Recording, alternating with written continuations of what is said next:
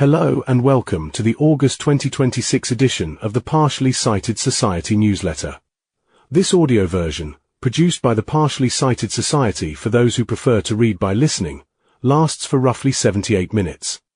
And, following a message from our Chief Executive, Anita Plant, the contents of this newsletter, in order, are: when a relaunch sparked a revival, revisiting Anita's BBC Radio 4 interview; Good to Grow, gardening tips for people with sight loss; when sight loss and cognitive difficulties occur together; semaglutide and sight loss; what PSS wants you to know about NAION; non-arteritic anterior ischemic optic neuropathy; the PSS U to Z of accessible walks; A will is more than a legal document; sound advice; what's new in the kitchen, recipe of the month; Thai coconut chicken curry with noodles; Claude Monet, cataracts and the paintings that emerged from a changing world; coping, not hoping; and large print guitar tablature available. Each article will be separated by a short musical jingle to help navigation, especially when listening at higher speeds. The Partially Sighted Society is a registered charity, number 254052. Our website address is www.partsight.org.uk, and we can be phoned on 01302 965 195. That's 01302 965 195. Our contact details will be repeated at the end of this newsletter. And, on the front cover, there's a photo of a smiling woman at a PSS social group, leaning towards a yellow Labrador, holding the dog's face affectionately. Another dog rests in the background. And beneath the words "The Partially Sighted Society" on the front page of this newsletter, it reads, "Seeing the way forward, together." A message from our Chief Executive. Welcome to our August newsletter. I hope you are keeping well and finding time to enjoy the summer. As always, we have brought together a mixture of practical advice, health information, personal stories, and lighter features, reflecting the many different ways sight loss can affect our lives, and the many ways people continue to adapt, connect, and enjoy the things that matter to them. There is plenty to explore in this edition. We share some simple and accessible gardening ideas for people with sight loss. We look at important new information on semaglutide and NAION, non-arteritic anterior ischemic optic neuropathy, and we reach the final part of our A to Z of accessible walks. We also turn our attention to the kitchen, with a look at some of the latest accessible technology, and, of course, another recipe to try at home. Elsewhere, we look back at an interview I gave to BBC Radio 4's In Touch programme in 2018. Reading it again has been a lovely reminder of how far the Partially Sighted Society has come since then, and how much of that progress has been made possible by the people who have supported, encouraged, and believed in us along the way. We also explore how cataracts influenced the later work of Claude Monet, while Fiona Scott-Barrett shares a wonderfully open and personal account of living with Best's disease. I hope you find something in these pages that is useful, interesting, or simply enjoyable to read. Thank you, as always, for being part of the Partially Sighted Society. Whether you use our services, support our work, share what we do with others, or simply enjoy receiving the newsletter, it genuinely means a great deal to us. Your support helps us continue to grow and reach more people, and we're grateful for every part you play in that. Signed, Anita Plant, CEO. And with this welcome message, there's a photograph of Anita Plant, smiling beside PSS and Heidelberg engineering display banners. When a relaunch sparked a revival. Revisiting Anita's BBC Radio 4 interview, we recently uncovered the transcript of a BBC Radio 4 interview that, looking back, marks something of a turning point in the story of PSS. In March 2018, Chief Executive Anita Plant sat down with the network's flagship sight loss programme, In Touch, for what turned out to be a candid and wide-ranging conversation about the state of our charity. Presenter Peter White did not hold back. He pressed Anita on PSS's relatively low profile, noted that the organisation had been quieter than in previous decades, and probed the practical limits of what a tiny team based in Doncaster could realistically achieve. It was a fair challenge. Anita's response to whether PSS would be more visible in the future was characteristically measured. "I'm certainly going to give it a good try," 7 years on, we think she has. The story of how PSS arrived at that 2018 interview is one of difficulty, determination, and an extraordinary stroke of fortune. The charity had originally been based in London, but a prolonged lack of funding forced a painful reckoning. Staffing was cut significantly, and PSS relocated to Doncaster. It was, by any measure, a moment of crisis. Then, out of the blue, a legacy arrived. More than £1 million, left by someone who had themselves benefited from PSS's services in earlier years. It changed everything. The trustees had long held an ambition to establish a fully professional low vision service. Now, for the first time, they had the means to pursue it. The legacy funded the purchase and renovation of a building in Doncaster, bringing it up to a livable, accessible and workable standard, and filling it with the optometric equipment needed to deliver something genuinely exceptional. It was into this emerging operation that Anita joined in 2011, initially as low vision services manager, tasked with building an exemplary low vision clinic from the ground up. She became CEO in 2013, inheriting a team that, despite everything that had been built, still numbered just 3 people. By the time of the 2018 broadcast, that number had reached 4, with everyone covering multiple roles. Anita was running the organization, conducting assessments, and leading outreach work. The conference that preceded the interview, PSS's first national gathering in many years, was described by Anita on air as a relaunch. It was an honest word for an honest moment. What Anita described in that interview was a service built around the person rather than the system, one that took the time to ask not just about a person's vision but about their life. What do you want to be able to do? What has changed? What have you not been able to tell anyone else? A minimum of 90 minutes one-to-one with each person who came through the door, an optometrist-led sight test facility, and a telephone helpline open to anyone in the country regardless of their eye condition, age, or whether they were registered as visually impaired. It was, as Anita told Peter White, probably too people-centered to be cost-effective for a regular optometrist. That was precisely the point. Central to the clinical offer was Gary Flack, whom Anita had persuaded to join PSS as the charity's low-vision optometrist. Gary was one of very few practitioners whose passion for low vision matched her own. He began on 1 day a month. He now works 3 days a week, a measure of how much the service has grown and how central his contribution has become. Peter White pressed Anita on the question of geography. Doncaster, he noted, was not the easiest place for people to get to. Anita acknowledged it openly. She mentioned she had been looking into the possibility of a mobile outreach vehicle, though on closer examination it proved not to be viable. PSS already had a mail-order service and a telephone helpline, but Anita knew that the charity's ambitions stretched further than what was then possible. As it turned out, geography was less of a barrier than anyone in that 2018 studio might have imagined. Since that broadcast, PSS has welcomed service users from across the country and beyond. Our furthest travelled visitor came all the way from South Africa, a detail that perhaps answers Peter White's challenge more conclusively than any outreach vehicle could have. The team of 4 has since become a team of 8, and the shape of that growth tells its own story.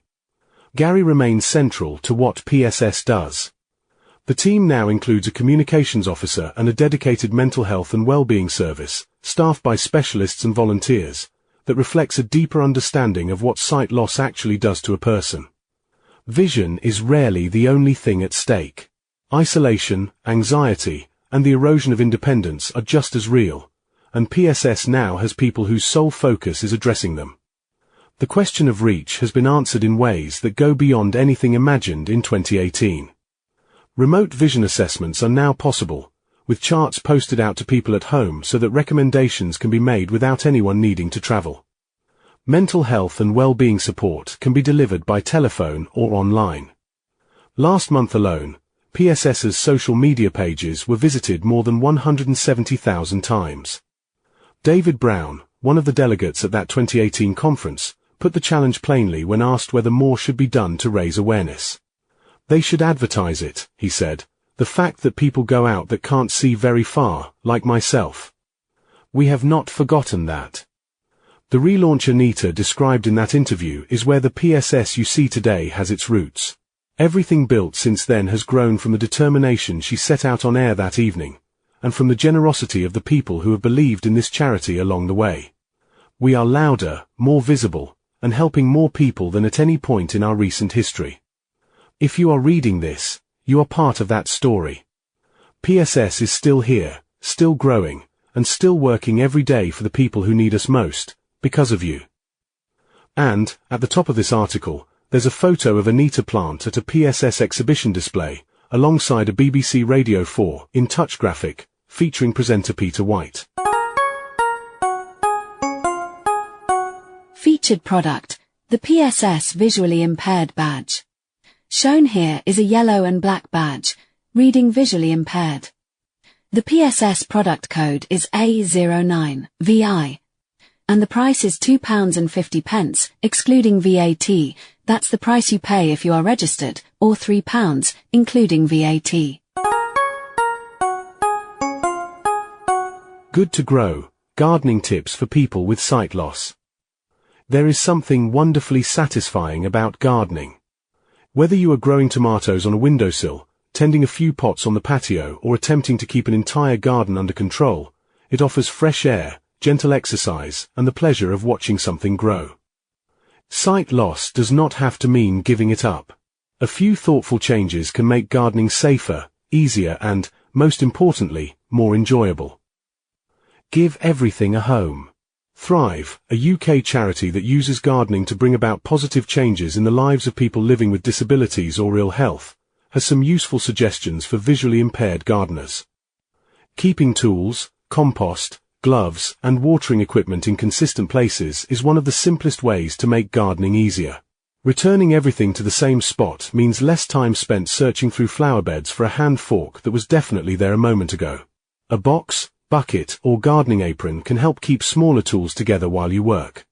Tools with brightly colored handles are easier to locate, while tactile markers, elastic bands, or raised stickers can help distinguish one tool from another by touch. Thrive also suggests painting existing tool handles white or choosing brightly colored equipment for the same reason. Always place tools flat on the ground or securely in a container rather than leaving them standing with their points facing upwards. A rake left lying in the grass has a habit of announcing itself at the worst possible moment. Try the ping-pong ball trick. One of our green-fingered friends, Vladimir Milinkovic, shared a tip that is both simple and rather ingenious. He places ping-pong balls over exposed bamboo canes and other narrow, pointed supports. This makes the ends easier to locate and provides some protection if he bends down near them. A small hole can be carefully made in the ball so that it fits securely over the top of the cane. This can help guard against a common hazard, leaning forward to inspect a plant and finding a bamboo cane exactly where your face is heading. Purpose-made cane toppers are also available, but ping-pong balls are inexpensive, brightly colored and easy to come by, a small price for some extra peace of mind in the vegetable patch. Check them regularly to make sure they remain firmly attached, and remove or reposition any plant supports that are no longer needed. Use contrast wherever possible. The Royal Horticultural Society, RHS, recommends contrasting colors in planting and garden design for people with sight loss, and it can make a genuine difference for gardeners with useful remaining vision. Brightly colored pots stand out well against dark soil or paving. White, yellow, or fluorescent tape can be wrapped around tool handles, steps, tap handles, and the edges of containers. Pale flowers planted along the front of a darker border can also help mark its boundary. Try to avoid placing objects that are similar in color next to one another. A green watering can, left in long green grass, may end up staying there until autumn. Create clear routes. Level, open, and uncluttered paths make a real difference. Trim back plants that lean across walkways and avoid leaving hoses, tools, or bags of compost where they can become trip hazards. Changes in texture can provide useful information underfoot. Gravel, paving, decking, and grass all feel different and can help indicate where one part of the garden ends and another begins. Thrive suggests using a change in surface texture or color to mark bends in a path. A distinctive ornament can also act as a useful landmark. Low edging around beds can prevent soil from spilling onto paths and make the boundary easier to find with a cane, foot, or hand. Bring the garden closer to you.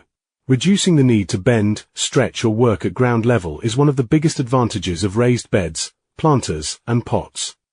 They also create clearly defined growing areas, making it easier to remember where different plants are located. The RHS also recommends features such as raised beds and wide accessible paths for gardeners with disabilities. Containers can be arranged by size, shape or texture. Herbs might go in round pots, flowers in square containers and vegetables in a raised trough. There is no correct system. Plant with all the senses. A garden offers far more than something to look at. Scented plants such as lavender, rosemary, mint, thyme and honeysuckle can create recognizable areas and help with orientation. Texture adds another dimension. Lamb's ear has soft, velvety leaves, rosemary is firm and needle-like, and ornamental grasses rustle when the wind moves through them. Plants that attract bees and birds add another layer of sound, although thorny or irritating plants should be positioned away from paths and areas where you regularly reach. Herbs are particularly rewarding because they are easy to identify by smell and touch. Just remember that mint has ambitions of taking over the world, so it is usually best kept in a pot. Take your time. Gardening is not a race, whatever the weeds may suggest. Work on one clearly defined area at a time and pause regularly, particularly in hot weather. Wear sturdy footwear and gardening gloves, and take extra care when using sharp tools. Secateurs should be locked when not in use, and powered equipment should only be used when you feel confident that the surrounding area is clear. For larger jobs, there is no shame in asking a friend, relative or neighbor to help. In our experience, gardeners are often willing to lend a hand, particularly when tea and biscuits are mentioned. The best garden is not necessarily the neatest, largest, or most colorful. It is one that you can use, recognize and enjoy. With a little organization, plenty of sensory planting and perhaps a few strategically placed ping-pong balls, sight loss need not stop anyone from getting their hands dirty. And there are 2 photos with this article. Firstly, an accessible garden is pictured with a wide level path, raised beds and yellow-edged steps. Bright yellow and purple pots provide contrast. Also shown is a closer shot of a raised vegetable bed with seedlings, a hose and hand tools arranged within easy reach. There's a donation banner shown next. In white lettering on a light mauve background, it reads, "Donate now with Just Giving." In the center, at the bottom, there's a QR code shown, which can be scanned for further information online. When sight loss and cognitive difficulties occur together. When a person living in a care home experiences both sight loss and cognitive difficulties, the combined effect can be particularly challenging. Problems with memory, attention, understanding or decision-making may make it harder to adapt to changes in vision, while reduced sight can increase confusion, anxiety, and dependence on others. For families, it can sometimes be difficult to know which condition is causing a particular change. A person may appear not to recognize someone because of memory loss, because they cannot see the person clearly, or because both difficulties are affecting them at the same time. What looks like confusion may be made worse by poor lighting, glare, unfamiliar surroundings, or glasses that are missing or no longer suitable. Understanding how these difficulties interact can help families and care staff provide more thoughtful support. Sight involves the brain as well as the eyes. An eye examination is an important part of understanding someone's vision, but the eyes are only one part of the visual system. The eyes gather visual information and the brain interprets it. This means that a person can sometimes experience difficulty making sense of what they see, even when the eyes themselves appear relatively healthy. They may struggle to follow lines of text, recognize objects, judge distances, or understand a visually busy scene.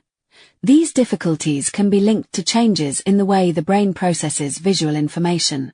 However, it is important not to assume that every visual difficulty is caused by cognitive decline.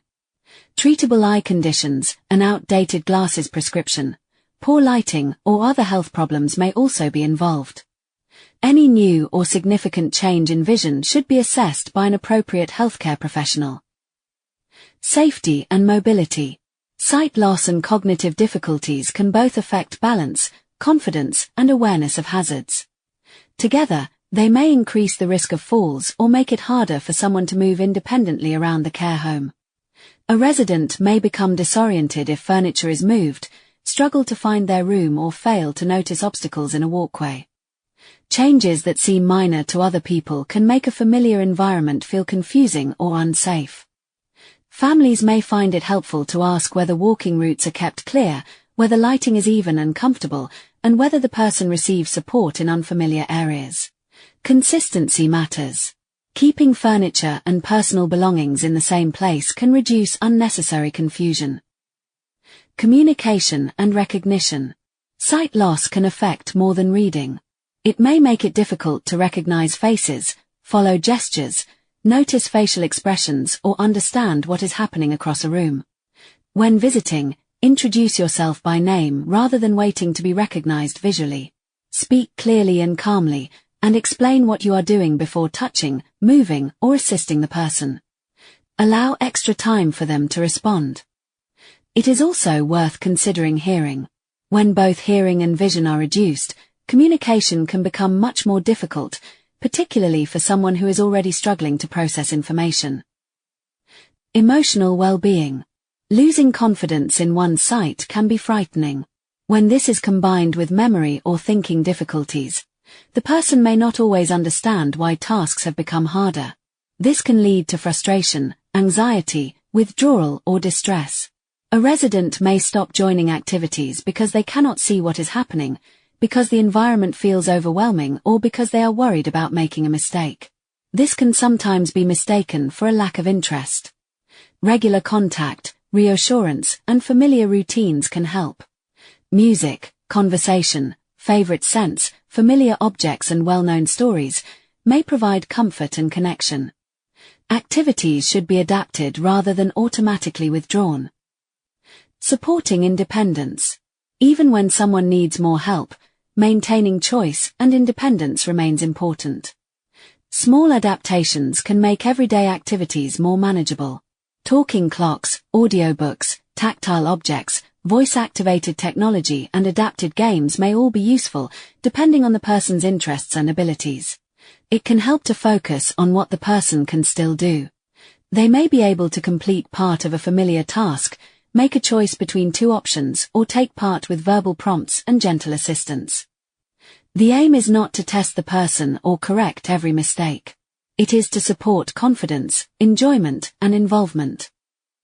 Making the care environment easier to understand. A well-designed environment can make a significant difference. Good, even lighting can help, but very bright light or glare may be uncomfortable. Strong color contrast can make doors, furniture, handrails, and important objects easier to identify. For example, a dark chair may be easier to see against a pale floor than against a similarly colored carpet. Clear routes, uncluttered surfaces, and consistent placement of belongings can reduce confusion. Signs may be helpful for some people, but they should be simple, high contrast, and placed at an appropriate height.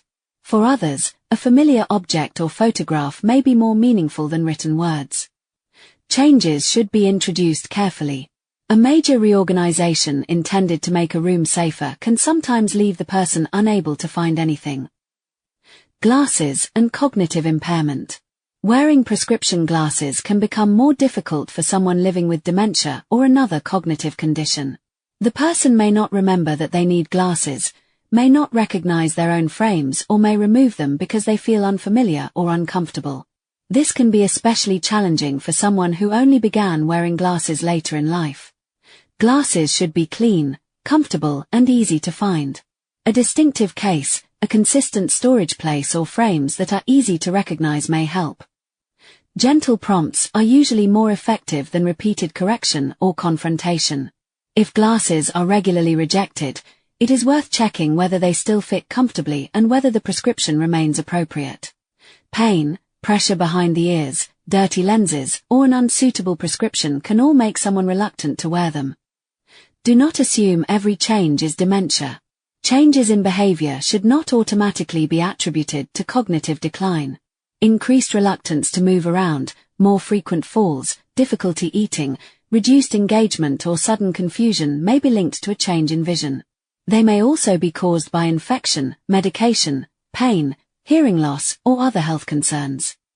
Families can ask when the person last had an eye examination, whether their glasses are being worn, and whether staff have noticed any change in how they respond to visual information. A sudden loss of vision, new eye pain, flashes, a curtain-like shadow, or a sudden major change in behavior requires prompt medical attention. Questions families may wish to ask. When speaking with care home staff, families may find it helpful to ask, how does my relative's sight affect their daily life? Are there particular times or places where they seem more confused? Are their glasses clean, comfortable and available when needed? Have there been any recent falls or changes in mobility? How are activities adapted to suit their vision and cognitive abilities? Have hearing and vision been considered together? What helps them feel calm, confident and involved? Is there anything we can do during visits that would be helpful? Making visits more meaningful. Simple changes can make visits easier and more enjoyable. Greet the person by name and say who you are. Sit where the lighting is comfortable and avoid speaking from across the room. Reduce background noise where possible. Use touch, only with permission, and let the person know before you move closer or offer physical help. Familiar music, scents, photographs, objects or stories may help create connection, even when conversation is difficult. Try not to test memory by asking repeated questions such as, "Do you remember who I am?" A gentler approach is to offer information naturally. "It's Sean. I've come to sit with you for a while." The person remains at the center. A person living with both sight loss and cognitive difficulties is still the same person, with their own preferences, history, relationships, and ways of finding enjoyment. Support does not always need to involve major changes. Sometimes the most helpful things are simple: introducing yourself clearly, keeping important belongings in familiar places, making sure glasses are clean and available, adapting an activity rather than removing it, and allowing the person more time to understand what is happening. Families know their relative in ways that care staff may not. Care staff, in turn, may notice changes that are less obvious during occasional visits. Sharing these observations can help everyone build a clearer picture of what the person needs. There may not always be a simple explanation for a change in behavior or ability. What matters is remaining curious, avoiding assumptions, and asking whether sight, hearing, health, medication, pain, or the surrounding environment could be contributing. Above all, good care is not only about reducing risk. It is about helping the person remain involved, comfortable, and connected to the people and experiences that matter to them. For more information, or help finding services that may be right for you, call us today. And there's a photo here of a care worker sitting beside an older woman in an armchair, holding her hand as they talk. Semaglutide and sight loss. What PSS wants you to know about NAION. Anyone who watches the news or scrolls through social media will have noticed how often semaglutide comes up these days. Sold under names such as Ozempic, Wegovy, and Rybelsus, it has become one of the most talked about medicines of the decade, prescribed to help manage type 2 diabetes and, increasingly, for weight loss. In February 2026, the UK's medicines regulator added a new warning to that conversation, one that will matter to many people connected to the partially sighted society.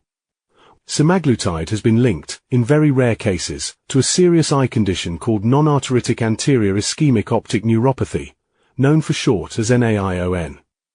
Before anything else, it is worth saying plainly, this is not a reason to panic, and nobody should stop taking a prescribed medicine on the strength of a headline. But it is a condition worth understanding, because catching it early can matter enormously. What exactly is semaglutide? Semaglutide belongs to a class of drugs called GLP-1 receptor agonists. In plain terms, it copies a hormone the body already produces after eating, one that helps release insulin and makes people feel fuller for longer. That is why it works for both diabetes management and weight loss, even though not every brand is licensed for both uses. Ozempic and Rybelsus are approved for type 2 diabetes, Wegovy for weight management and cardiovascular risk reduction. Ribelsus, unusually, comes as a tablet rather than an injection. And what is NAION? NAION stands for non-arteritic anterior ischemic optic neuropathy, and it happens when blood flow to the front of the optic nerve, the nerve that carries what the eye sees to the brain, is suddenly reduced. The result can be a sudden and permanent loss of vision. The word non-arteritic simply distinguishes it from a rarer, more urgent form of the condition caused by inflamed blood vessels. People affected usually notice it in one eye rather than both. The vision does not hurt, but it blurs or clouds without warning, sometimes with a patch of shadow or darkness appearing somewhere in the field of view. Many people first notice something is wrong when they wake up in the morning. There is currently no treatment that can undo vision already lost this way, which is exactly why speed matters when something changes. So, how worried should people be? Not very, statistically speaking. The Medicines and Healthcare Products Regulatory Agency puts the risk at up to 1 person in every 10,000 taking semaglutide, placing it firmly in the very rare category. A European review of clinical trials, real-world data and other evidence found that people with type 2 diabetes taking the drug had roughly double the relative risk of developing NAION compared with those who were not. That sounds worse than it is. Doubling a very small number still produces a very small number, working out at around 1 extra case for every 10,000 people treated over a year. Not every study agrees, and regulators are open about that. But the overall weight of evidence was judged strong enough to justify adding NAION to the official safety information.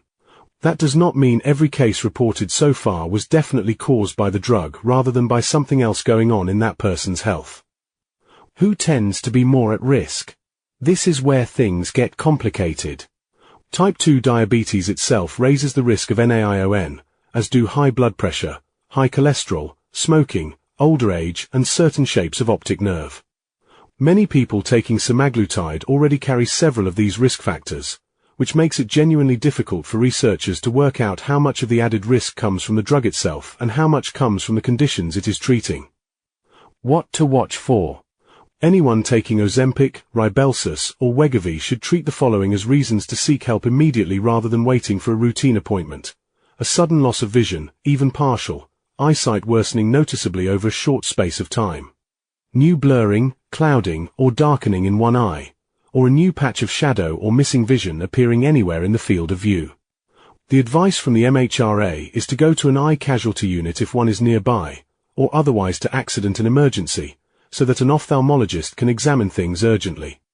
Not every sudden visual change will turn out to be NAION, but all of them deserve a same-day assessment rather than a wait-and-see approach. Should I stop taking it? No. Not on the basis of this warning alone.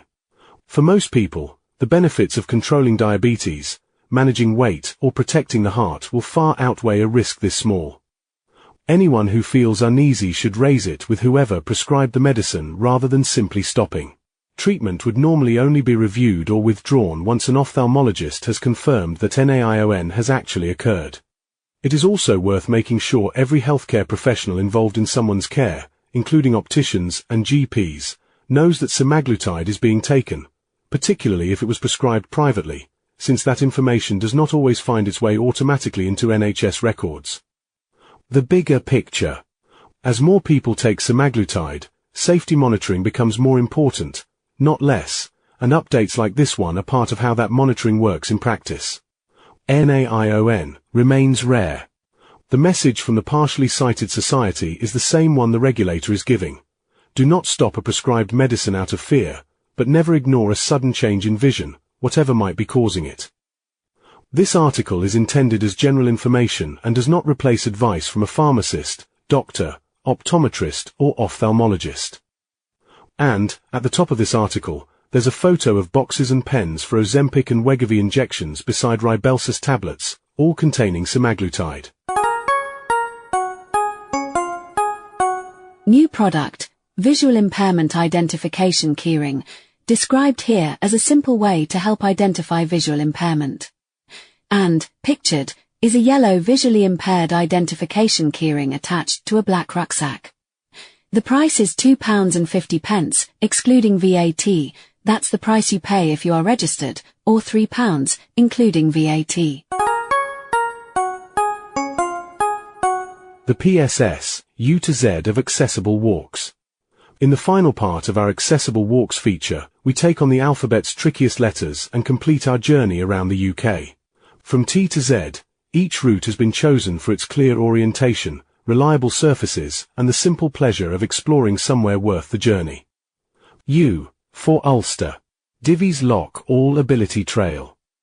Rising above Belfast, Divies, and the Black Mountain might sound like challenging walking territory, but the Loch Trail offers a gentler introduction to this upland landscape. This 1-mile circular route follows a wide, largely flat path that climbs only gently across open hillside, with underfoot conditions firm and consistent throughout. The way is well defined and free from complicated junctions, making it straightforward to follow by feel as much as by sight. Given the exposed setting, visitors should prepare for weather that can shift quickly, even when the forecast looks settled. And there's a photo shown of a broad gravel path across open upland grassland on the Divies Loch All Ability Trail near Belfast. V, for Vale of Glamorgan. Cosmeston Lakes Country Park. The route around the East Lake uses a mixture of tarmac, compacted paths, and wooden boardwalks, all suitable for wheelchair users, with a firm, level surface throughout. Reeds line the water's edge, and the calls of waterfowl carry across the lake alongside the rustle of reed beds in the wind, creating a rich sensory environment as the path moves between open water and sheltered, tree-lined stretches. Accessible parking, toilets, and a cafe are available near the entrance. Some paths farther from the lake include steep inclines, so remaining on the main East Lake route is recommended. And a travel tip for this location adds that the main car park on Lavernock Road places visitors close to the toilets, visitor facilities, and the most accessible paths. Parking charges apply daily, but blue badge holders can park free of charge when displaying their badge correctly. And a level path and wooden boardwalk curving around the sunny East Lake at Cosmeston Lakes Country Park is pictured here. W, for Worcestershire. The Accessible Walk, at Croom. Croom's 2-mile accessible route winds through ornamental parkland and along the edge of the lake, taking in the Birdhide, Icehouse and Temple Greenhouse as it goes. The path itself is gravel and tarmac, mostly flat and firm underfoot, though walkers should be ready for 2 small hills along the way, along with several gates and bridges that break up the route and offer a useful sense of progress. Near the lake, the openness of the water brings a shift in the air, with birdsong and the calls of waterfowl giving way, as the path moves into woodland, to the more sheltered rustle of leaves overhead and the softer, muffled quality underfoot. The Temple Greenhouse and Icehouse add points of historical interest partway round, each marking a natural place to pause. Toilet stops are available on the route, with refreshments at the visitor centre, making it easy to break the walk into shorter stages if needed. Altogether, the mixture of water, woodland, and open parkland gives the walk plenty of variety and interest, all without requiring visitors to tackle rough or uneven countryside paths. And there's an image here of a level tree-lined path beside water at Croom, with a church spire in the distance. X, for Exmoor. Tall Trees Trail, at Nutcombe Bottom. Finding a British region beginning with X requires a little creative license, so we are borrowing the sound at the beginning of Exmoor. The Tall Trees Trail is a 0.6-mile woodland walk that follows a stream through Nutcombe Bottom towards some of the tallest trees in England. Exmoor National Park grades the route as access for all, meaning it uses a smooth or compacted surface, avoids steep gradients and is intended to accommodate independently operated wheelchairs and pushchairs. The path stays close to the water for much of its length, so the steady sound of the stream provides a constant point of reference underfoot and through the trees. As the woodland closes in, the air grows cooler and more sheltered, and the ground softens with fallen leaves and moss. Flowing water and woodland sounds make this an especially atmospheric choice, with the scale of the surrounding trees adding a sense of height and openness even where the path itself stays close and enclosed. And there's a photo here of a wooden footbridge and compact woodland path on the Tall Trees Trail at Nutcombe Bottom. Y, for Yorkshire.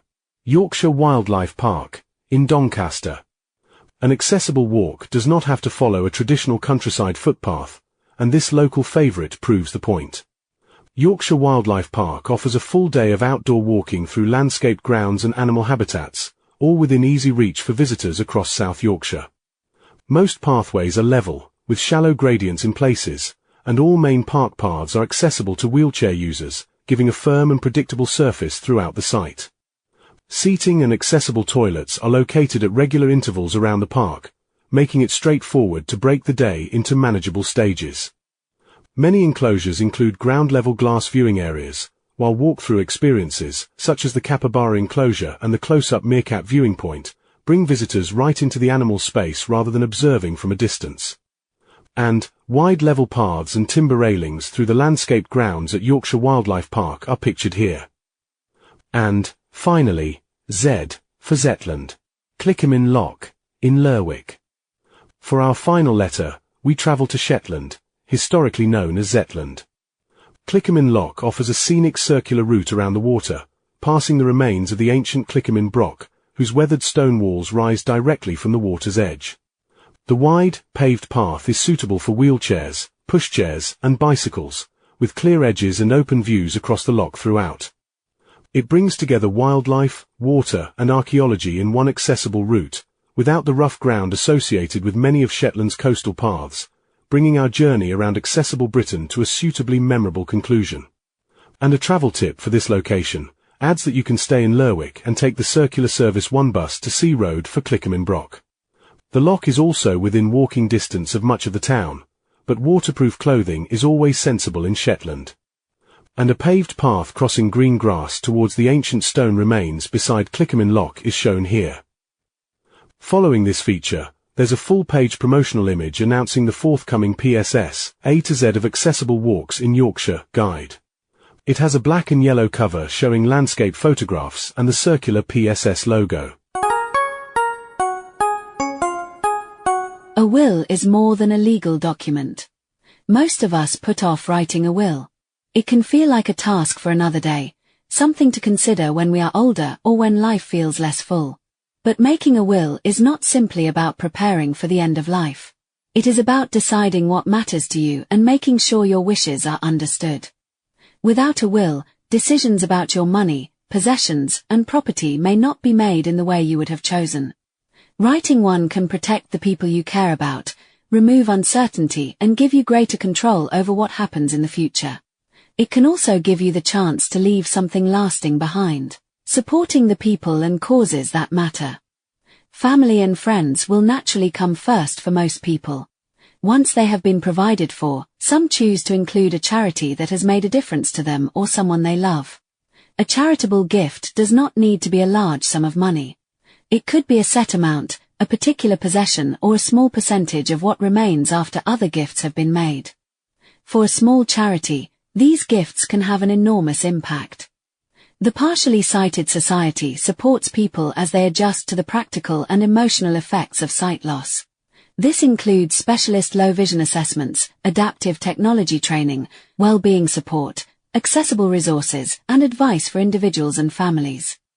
A gift left in a will could help someone learn to use a smartphone independently, find a magnifier that lets them read again, or receive support at a time when sight loss has left them feeling frightened and alone. It could also help us continue producing accessible educational materials for visually impaired children and young people, giving them a fairer chance to learn alongside their classmates. Planning for the future of sight loss support. The need for sight loss services will not disappear. Every year, more people find themselves coming to terms with a new diagnosis and working out how they will continue doing the things they have always done. As a charity, we want to be there when those people need us. Gifts left in wills help organizations such as ours plan beyond the next few months. They allow services to develop, specialist knowledge to be retained, and new forms of support to be introduced as technology and people's needs change. They help make sure that the next person who contacts us is met with practical answers, understanding, and hope. Writing a will does not have to be difficult. One of the main reasons people delay making a will is the belief that the process will be complicated, time-consuming, or expensive. To make it easier, the Partially Sighted Society has partnered with Fairwill, a specialist will writing provider. Through this partnership, PSS supporters can create a standard will, free of charge, either online, or with support over the telephone. The service can be completed from home and is designed to guide you through the process in clear, manageable steps. There is no obligation to leave a gift to the Partially Sighted Society. Using the service does not commit you to supporting us, and the choices you make remain entirely your own. However, once you have made provision for the people closest to you, you may decide that you would also like to support a cause that reflects your experiences, beliefs, or priorities. A decision that could change someone's life. You may never meet the person who benefits from a gift left in your will. It could be someone learning to read their post again, a parent searching for accessible school materials for their child, or a person who thought sight loss meant giving up their independence. Whatever the amount, your gift could be the reason they do not have to face those challenges alone.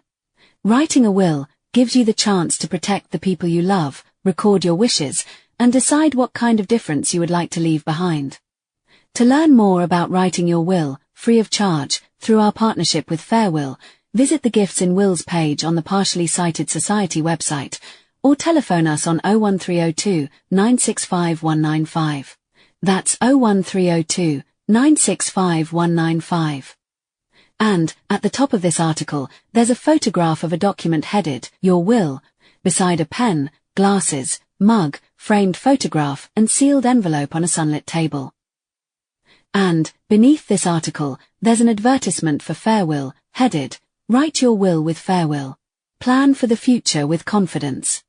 At the bottom, the circular PSS logo is shown next to the words, In partnership with Fairwill. This advert explains that PSS supporters can write a will online and may choose to leave a gift to PSS. Further information is available by visiting partsite.org.uk/gifts-in-wills. Culinary Corner.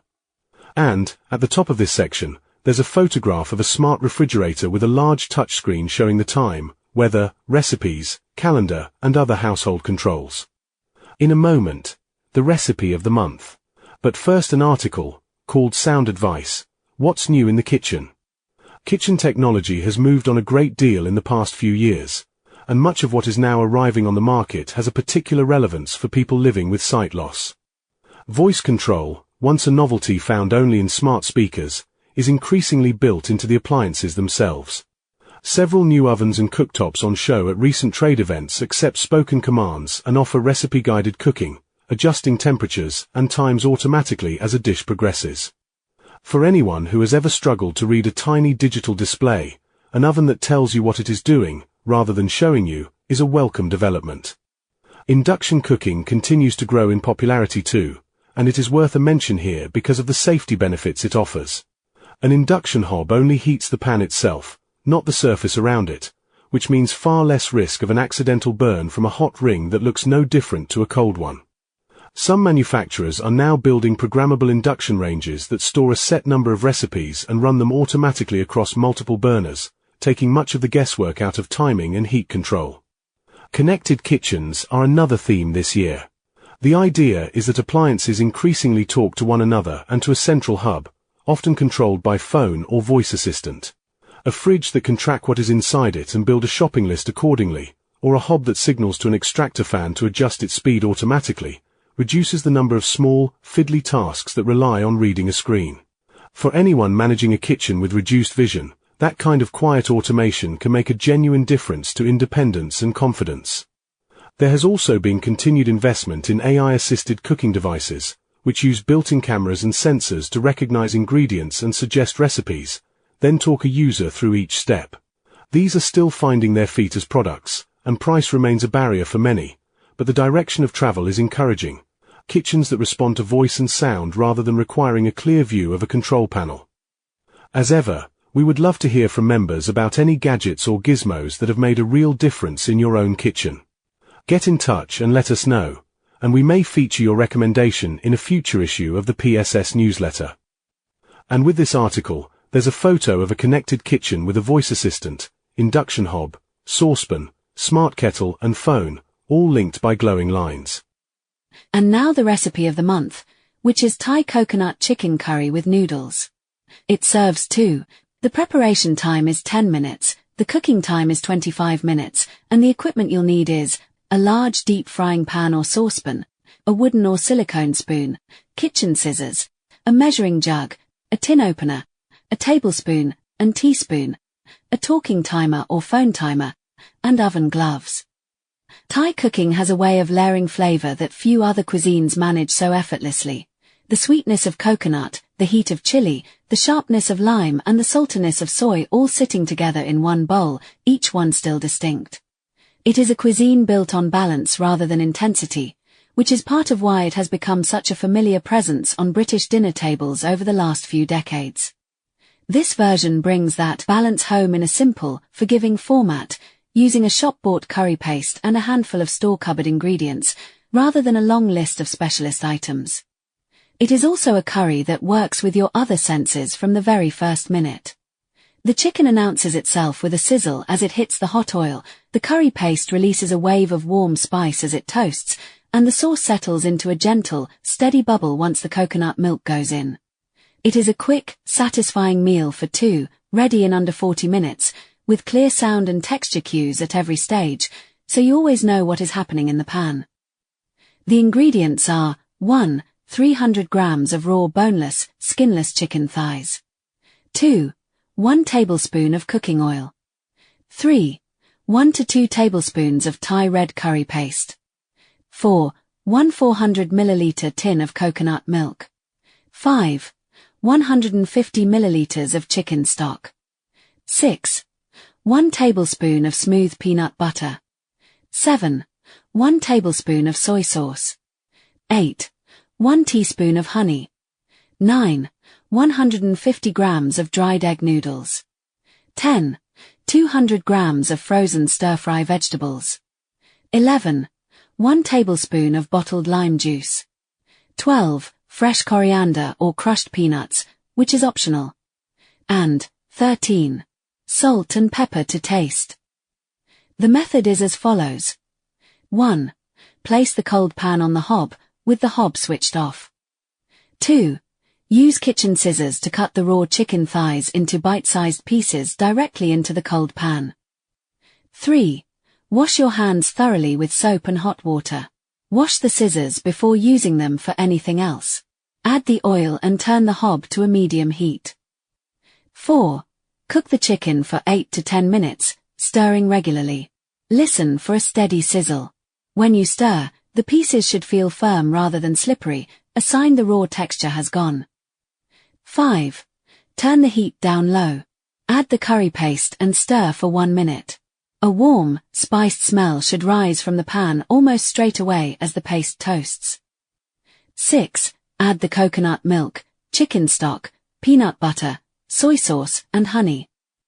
7. Stir well, then bring the sauce to a gentle bubble. You are listening for a soft, regular popping sound, not a hard rolling boil. 8. Add the frozen vegetables. Simmer for 5 minutes. The bubbling will quieten for a moment as the cold vegetables go in, then return to its steady pace. 9. Add the noodles, pressing them gently into the sauce with the spoon. Cook for another 5 to 7 minutes, stirring occasionally to separate the noodles. As they cook, they will feel loose and yielding under the spoon rather than stiff. 10. Check the largest piece of chicken by cutting it open with a clean spoon or scissors. It should feel firm and solid all the way through, with no soft center, and hot to the touch of the spoon. A talking food thermometer can confirm the thickest piece has reached 75 degrees Celsius, for extra confidence. 11. Stir in the lime juice and season with salt and pepper to taste, then turn off the heat. The bubbling sound should stop almost at once. 12. Serve with coriander and crushed peanuts, if you're using them. Enjoy a glass of dry Riesling, which stands up well to the richness of the coconut milk. And with this recipe, there's a photo of the finished product. A bowl of Thai coconut chicken curry with noodles, vegetables, coriander, and crushed peanuts, with a spoon beside it. Claude Monet, Cataracts and the Paintings That Emerged from a Changing World. Claude Monet spent his life pursuing things that could never be held still. Sunlight trembling across water. Mist rising from the Thames. Shadows passing over a haystack. The stone facade of a cathedral transformed by the hour. He returned to the same subjects again and again because, to Monet, they were never truly the same. Light moved, color shifted, and the world remade itself from one moment to the next. In his later years, however, it was not only the world before him that was changing. Monet's own vision was becoming increasingly unreliable. By then, he was already among France's most celebrated artists. In 1883, he had moved to Giverny in Normandy, where he gradually created the garden that would dominate the final decades of his life and work.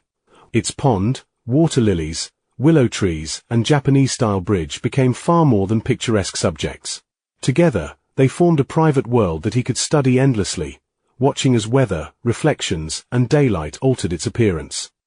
From the late 1890s until his death in 1926, Monet devoted much of his attention to his water lilies. What began as recognizable views of a garden gradually became something more ambitious and immersive. Horizons disappeared. Reflections merged with plants and sky. In the largest canvases, the viewer no longer seems to be standing beside the pond, but surrounded by it. Yet as Monet's artistic ambitions expanded, his ability to see the garden clearly was deteriorating. A world losing its clarity. Monet had become aware of difficulties with his sight by 1912, when doctors diagnosed cataracts in both of his eyes. His vision did not disappear suddenly. Cataracts usually develop gradually, causing the world to become increasingly blurred, dim, or hazy. They can also alter the way colors are perceived. In Monet's case, the lenses of his eyes were becoming darker and more yellow, filtering the light that reached the retina. Cooler colors, particularly blues and violets, became more difficult to distinguish, while subtle variations in shade were increasingly lost. At first, Monet continued to work using a combination of his remaining vision, his memory, and the experience of a lifetime spent studying color. As the cataracts progressed, however, even recognizing the paints on his palette became difficult. He reportedly began relying partly on the labels attached to his paint tubes rather than trusting his eyes alone. The cruelty of this is difficult to overlook. Monet had built his career upon seeing what others missed. He noticed the smallest movement of light and the quietest change in atmosphere. Now, colors appeared duller or muddier, and paintings could grow darker without him fully realizing it. By 1922, the vision in his better eye had reportedly fallen to around 2200. He restricted his work to certain times of day, when the available light gave him the best chance of seeing, and began to fear that he might have to abandon painting altogether. The effects are particularly striking when two of Monet's paintings of the Japanese bridge are placed side by side.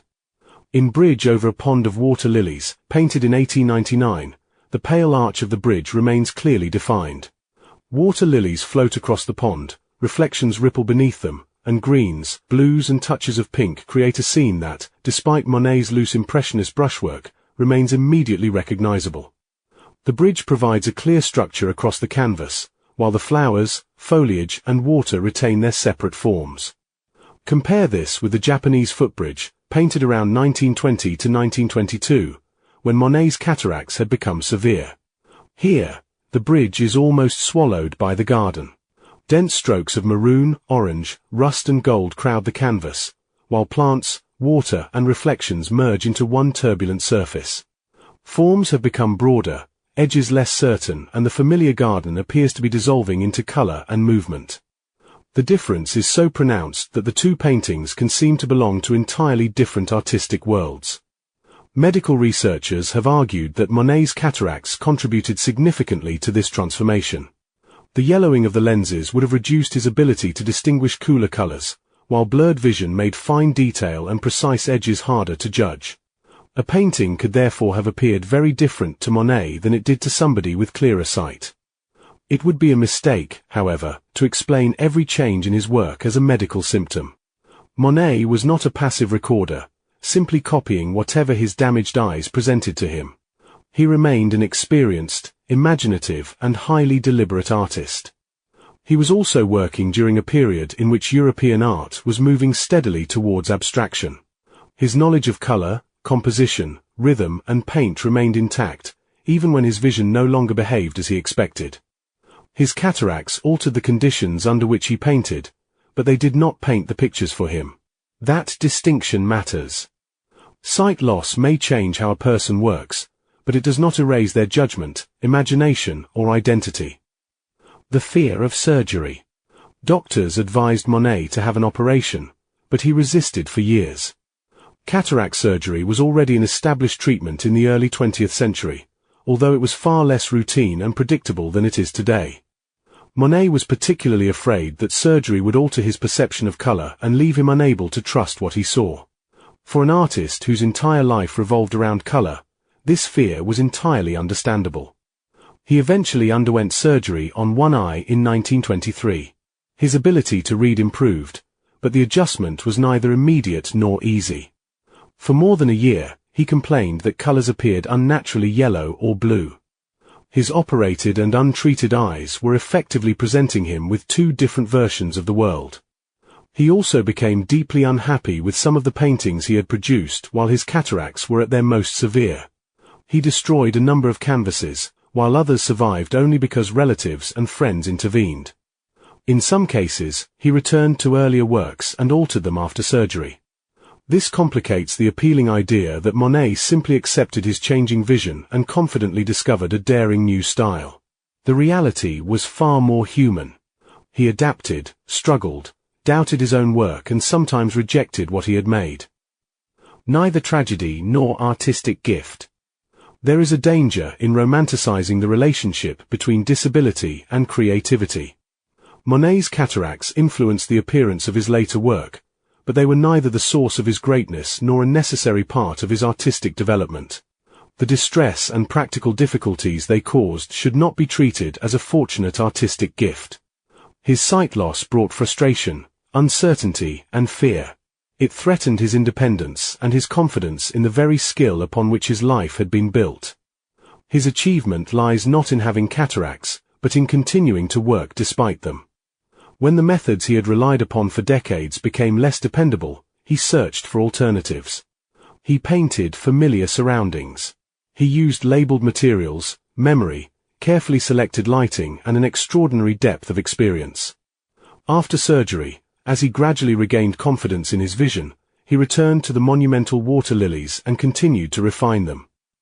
The vast panels now displayed in two oval rooms at the Musée de l'Orangerie in Paris were designed to surround the viewer with an apparently endless expanse of water, light, and reflection. Monet offered works from the series to the French state as a symbol of peace after the First World War. They were installed in 1927, several months after his death. Today, these paintings are often seen as a bridge between Impressionism and the abstract art that followed. Their importance does not lie simply in the fact that Monet was losing his sight. It lies in the way he continued to interpret the visible world even as his relationship with it was changing. The artist remained. Monet's later life challenges one of the most persistent assumptions about sight loss, that losing vision means losing the ability to create, contribute, or continue being oneself. The reality is rarely so simple. Sight loss may require new tools, unfamiliar routines, or a complete reconsideration of how everyday tasks are approached. It can bring anger, grief, and uncertainty. It may also change the outcome of a person's work, in ways that neither they, nor those around them, initially expect. But adaptation is not the same as disappearance. Monet could no longer depend upon color in the way he once had. What remained, however, was a lifetime of memory, technique, and curiosity, together with the determination to continue placing paint on canvas. His later paintings do not offer a neat story of triumph over adversity. They offer something more honest. Creativity did not make his sight loss disappear, and sight loss did not erase the artist he had spent a lifetime becoming. The garden changed before his eyes. Monet changed with it, and he continued to paint. And there are 3 illustrations with this article. Firstly, Claude Monet's self-portrait beside 2 early paintings of people gathered outdoors in dappled light. Then, a side-by-side comparison. Monet's 1899 Japanese bridge is pale and clearly defined. His 1920-22 version is darker, reddish, and less distinct. And, finally, older Claude Monet stands beside a large blue water lilies painting. Coping, not hoping. Fiona Scott-Barrett is a novelist and former English language teacher who has lived and worked all around the world. Her debut novel, The Exit Facility, published in 2021, was runner-up for the Society of Authors ADCI Literary Prize in 2023. Like Fiona herself, the novel's heroine lives with a rare inherited eye condition that causes the gradual loss of central vision. Here, Fiona writes with characteristic candor and wit about living with Best's disease, the uneasy balance between coping and hoping, and the unexpected challenges posed by eye injections, Disability Pride Month, and a particularly uncooperative pair of sandals. Fiona writes, "When I was diagnosed with Best's disease 46 years ago, I was told unequivocally that there was no treatment and no cure. It was explained to me thus. The disease follows different stages, one of which produces a fried egg-shaped lesion on the macula, the central part of the retina. This egg-like deposit then breaks up, or scrambles, before eventually leaving atrophy or scarring. As I understood it, the damage could not be removed by laser or any other means without risking further harm to my remaining sight. No sight at all, I reasoned, would be far worse than limited central vision. This may seem rather brutal, but I have always found it comforting to know that nothing could be done to alter matters. Hope would be pointless and pathetic, rather like an amputee hoping that his lost arm might spontaneously regrow like a lizard's tail. By firmly pushing hope back into Pandora's box, I was freed to concentrate on coping with life with a visual impairment. Coping was easy in the early years and involved few adjustments. As the degeneration has continued, however, it has become more challenging. I am slower to do everything, from getting ready in the morning and cooking a meal, to entering an ID code into my phone. I can barely read other than on screen, write illegibly, and can't really be trusted to shop on my own. I am lucky to have people who help me, and, when they are not available, I am not shy about requesting help from strangers. Of course, there are times when I become frustrated by my inability to function as well as I used to, but I try to treat them with humor, using myself as the butt of my own jokes. Recently, however, several events have upset my equilibrium.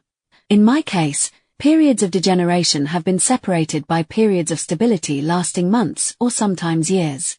Doctors therefore like to monitor the condition regularly, even though nothing can currently be done to cure it. Unfortunately, Edinburgh's large eye hospital closed in autumn 2024 for urgent repairs and remained closed for several months, with services transferred elsewhere. Combined with the depredations the pandemic caused to health services, this meant that some patients fell through cracks in the system. I was one of them. I had not seen my own consultant for 2 years when I finally received an appointment for a retinal scan. A while later, my consultant rang me out of the blue and asked me to attend an urgent appointment for an eye injection because abnormal blood vessels had grown in one eye and were leaking. This alarmed me, as the possibility had not been mentioned in the script I was handed 46 years ago. Nevertheless, I have dutifully shown up for 3 eye injections and now await a scan to confirm whether they have been effective. Quite apart from the fact that I find having needles stuck into my eyeball distressing, the whole situation disconcerts me. It has allowed Pandora's last evil to push open the lid of the box and introduce a new notion. Not that these interventions will cure my sight, but that they may halt or delay further damage caused by this complication. This has utterly upset my coping, not hoping paradigm. The second thing that's been bothering me concerns semantics. Social media informs me that July is Disability Pride Month. I would understand Disability Action Month, Disability Recognition Month, or Disability Awareness Month. I do not deny that it is important for the general public to understand the difficulties and prejudices disabled people face, or to consider how life could be made easier and more accessible. But why pride? I am in no way proud that a tiny error in my DNA has given rise to an incurable eye disease. Why should I be? On the other hand, neither am I ashamed of it. It is an accident of DNA coding whose effects I have to live with. I understand that, for many people, disability pride means rejecting shame and refusing to be diminished by disability. Nevertheless, bringing pride into the equation feels as useless and fatuous to me as invoking hope. And now for my final whinge. Recently, an old friend and I discovered that, as children, we had both been sent home by the school nurse with notes informing our parents that we had flat feet. In both cases, nothing was done, whether through indifference or because no information was supplied about what could be done or what the ramifications might be. Nowadays, we both have flat feet and suffer pain and complications that we believe may be connected to them. My friend's condition is not as severe as mine. I have experienced episodes of terrible, whole-body pain while wearing corrective insoles. Other people tell me that mild discomfort for a couple of weeks is normal. I, on the other hand, regard insoles as instruments of torture. Ironically, the only parts of my body that do not cry out in agony are my feet. 19 months ago, I approached an orthopedic shoemaker who said he could produce custom-made sandals that would support my fallen arches, improve my gait and posture, and eliminate the pain.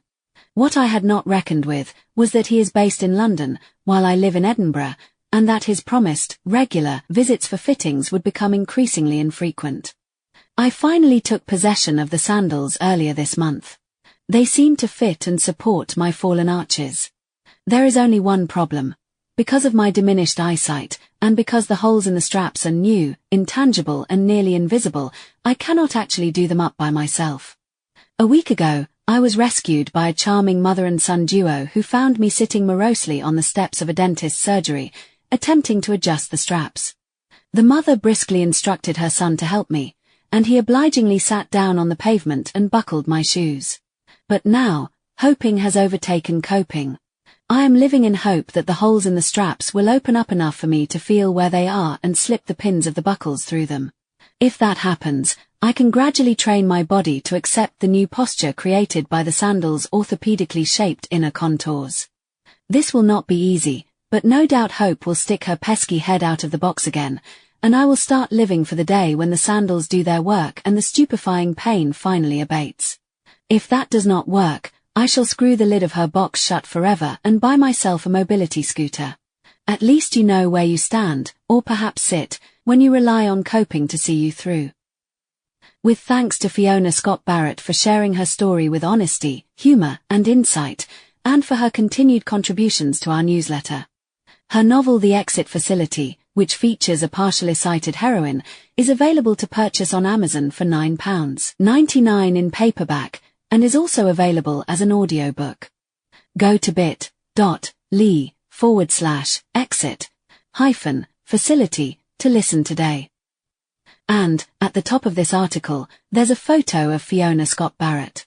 She has short grey hair and is wearing a floral blouse, as she stands in a leafy garden. Be part of something that changes lives. There's a fundraising advert here, featuring a smiling woman hiking at sunset, with, in large white lettering, the words, "Be part of something that," and then, in large yellow letters, the words, "Changes lives." Below those words, and a heart shape, it reads, "Become a fundraiser for the Partially Sighted Society." Large print guitar tablature available. Partially sighted guitarist John Statter has spent many years creating guitar tablature in 18-point text, making it easier to read and use while playing. He has built up a large collection of songs and is happy to share these documents with other visually impaired musicians. Anyone interested can contact John at statter@talktalk.net. That's STATTER@talktalk.net. And to the right of this item, there's an illustration of large print guitar tablature beside an acoustic guitar. Your voice matters. Created for you, shaped by you. The PSS Newsletter comes alive when members share their stories, tips, and local news. Whatever you've got, big or small, we want to hear it. Drop your ideas, stories, or news to sean@partsight.org.uk. That's sean@partsight.org.uk. And you could find yourself in the next edition.